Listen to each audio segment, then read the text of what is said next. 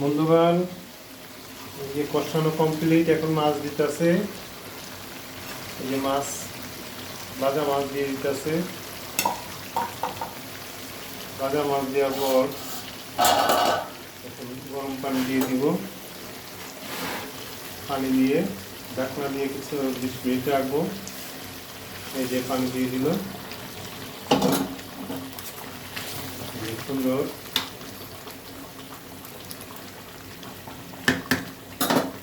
দেখেন, টমেটো দিয়ে দিতেছে।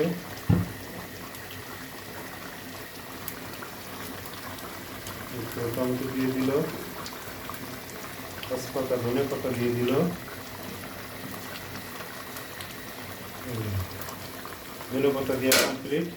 এখন এটাকে ঢাকনাতে ঢেকে দিব। তখন সঙ্গে থাকুন। দুপুরের লাঞ্চের জন্য সবার দাওয়াত থাকলো। সবাই ভালো থাকেন। আসসালামু আলাইকুম।